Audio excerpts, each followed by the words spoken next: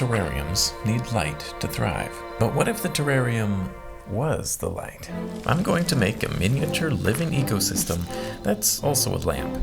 My idea is to have a large glass bowl to house the wildlife, with a natural looking wooden neck going through the middle. This will have the power cord running through it and hold the socket and bulb. I'll need to make a custom lampshade and a wooden base for the bowl to sit on. This design requires me to drill a hole through the glass bowl, which I'm a little bit nervous about. And finding the right bowl was no easy task.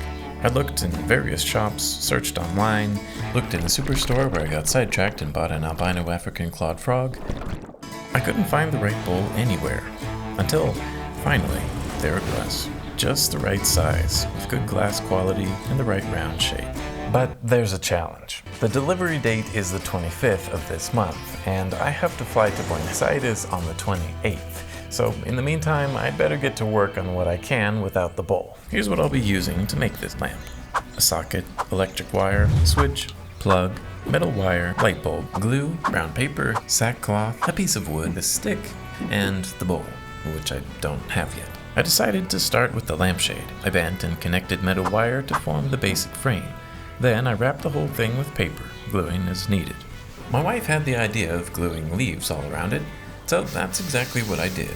Now that the shade is done, I need to drill a hole through this stick. Fortunately, some carpenter bees had already done half the work for me. The other half, however, would require a very long drill bit. Then, like the woodworking expert I am, I carved out a space for the socket to fit into.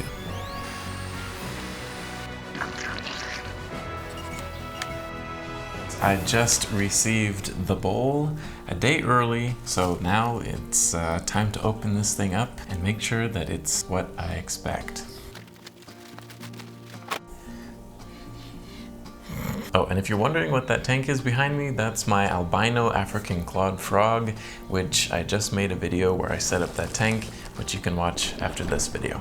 But now, it's time to turn this into a terrarium lamp. And that means it's time for the part I've been dreading, drilling the hole through the glass bowl.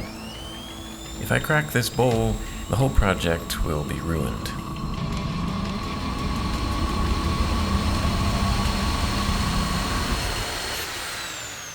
Didn't break, and the hole was perfect. At this point, I realized the neck was a little too long, so I cut it down to size, sanded it smooth, and then glued it in place. I also carved out the base with the groove for the wire to go through, and put a bit of sackcloth on the bottom so it won't scratch up the table. Then it was time for me to pretend to be an electrician. Once the wire was through, I glued the base to the bowl. Then began my questionable wiring. The socket was straightforward enough, but the switch seemed a little bit more complicated.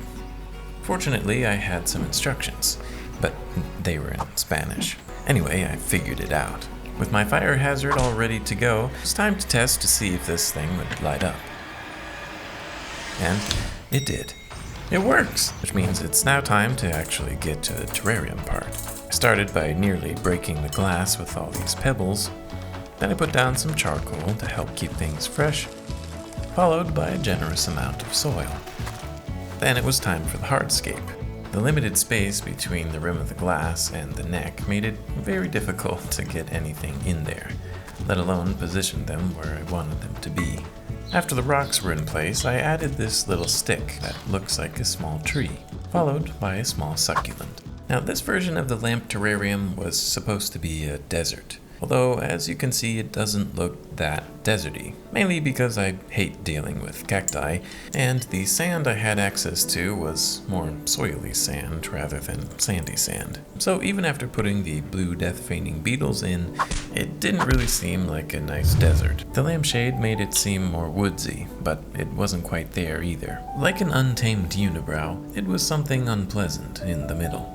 But unfortunately, it was time to fly to Buenos Aires. There, I caught a gecko, let him go, and Most importantly, my wife got her US visa. I was planning on editing and uploading this video while I was there, but I decided to do the frog video instead. And upon returning and seeing the lamp looking so dry and lifeless, I decided it just wasn't good enough to present to you. So I'm gonna redo it, this time as a forest floor. This more hydrated terrarium presented a few problems. I had to seal and re-glue the base. But once that was fixed, I could make this lamp the vibrant green terrarium it was meant to be.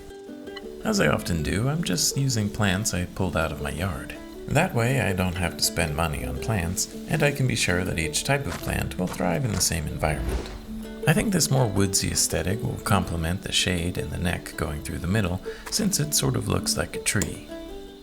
In case you're at all curious, my wife Deanna and I have been living in Argentina for the past almost 2 years, but now that she has her visa, we'll be heading to the States soon, which, as you can imagine, I'm very excited about.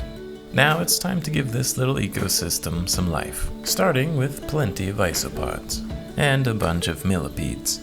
After that, I'll put the beetles back in, this time a bit more carefully. They seem to have formed a close bond. Once the shade and light were on, I could fully appreciate this little terrarium lamp. While this didn't go exactly as I planned, I think it turned out better in the end. Now it's teeming with greenery and life. Life that I get to appreciate in a full 360-degree view. And I think that's altogether pretty cool, but not nearly as cool as what happened in this video.